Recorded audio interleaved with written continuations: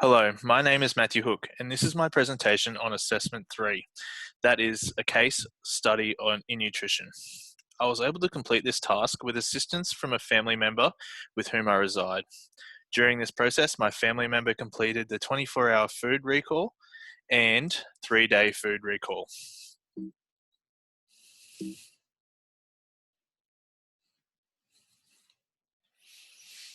My family member is female, 26 years of age, and completes a moderate to high level of daily exercise.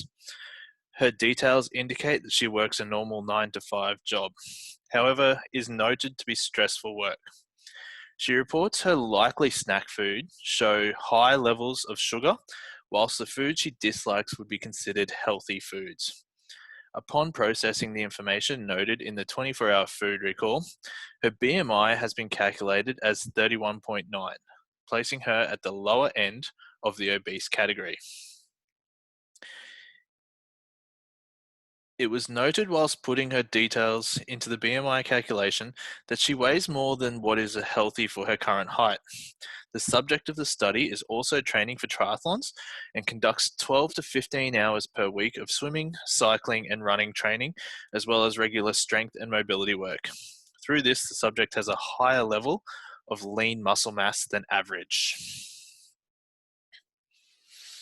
Upon review of her 24-hour food recall, she made note that this particular day was not a normal food that she would use, stating that up until a recent wedding, she was eating a no to low carb diet.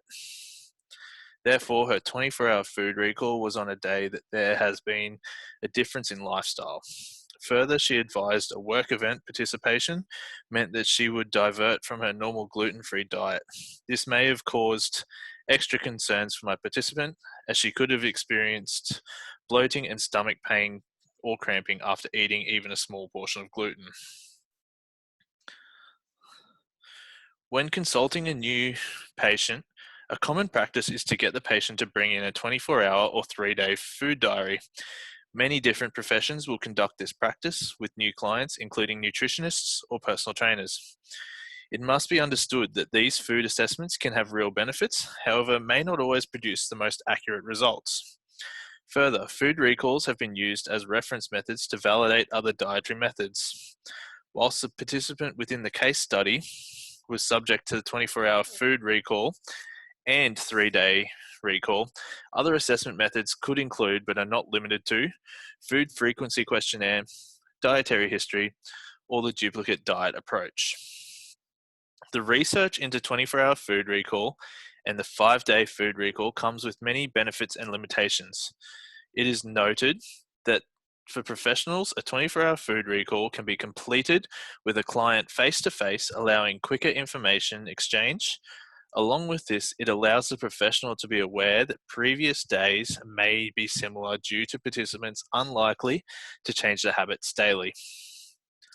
On a more practical level, these dietary assessments are not demanding on participants. When completing the 3-day food recall, it shows more accurate results of food intake compared to a 24-hour, as it is likely reflect usual eating patterns.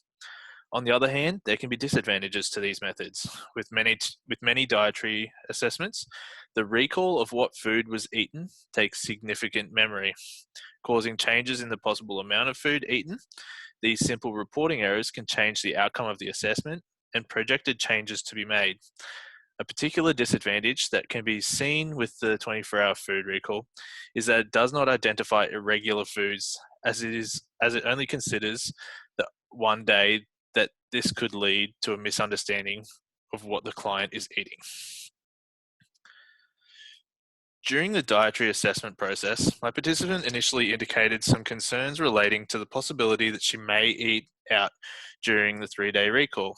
It is noted that with these specific dietary assessments, it may be difficult for a future client to provide accurate quantities or provide the correct ingredients.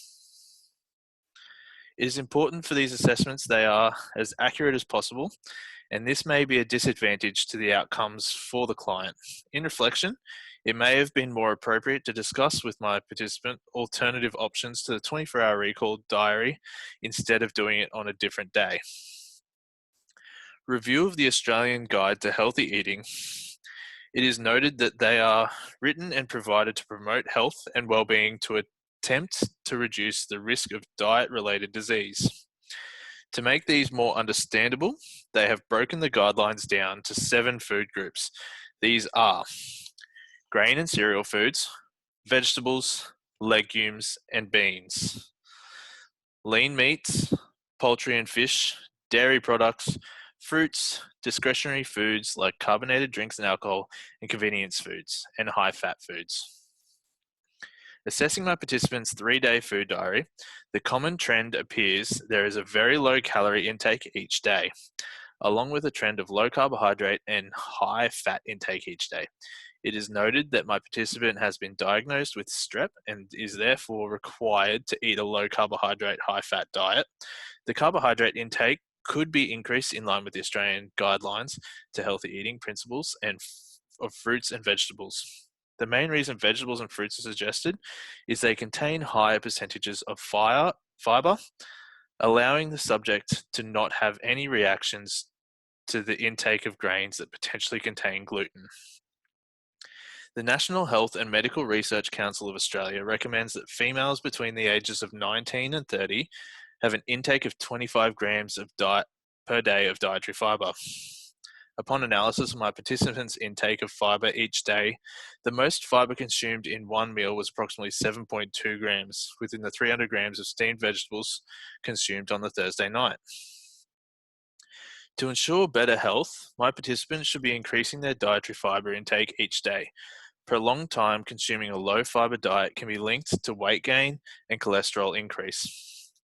It has been found that soluble fiber binds itself to bile acids and cholesterol. This can help lower cholesterol numbers in blood work. Other than the already stated lack of fiber in her diet, there are other health concerns related to the ketogenic diet. These concerns include nutrient deficiency due to a lack of fruits and vegetables and liver health defects due to high levels of fat consumed. Long-term use of this diet for the participant may cause extra strain on the participant's liver to metabolize the extra fats consumed. As stated above, the subject's BMI is 31.9, placing them at the lower end of the obese category. However, according to the Australian Government Department of Health, a healthy BMI is between 18.5 and 24.9. This number is taken by calculating someone's height squared divided by their weight. This is not always the most accurate measure of someone's health, as it does not consider their lean muscle mass. The Australian Government Department of Health guideline does state, however, that for different groups of people, there are adjustments that can be made for their classification, depending on their status.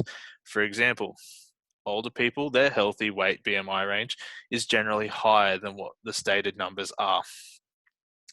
The participants' waist circumference puts them in a greatly increased risk category. It is noted that this places them at greater risk of chronic disease.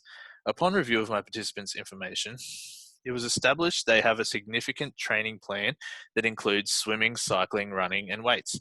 This, in fact, changed their likelihood of being diagnosed with a chronic health condition. Due to this ongoing active lifestyle, it is recommended that adults exercise at least 30 minutes per day.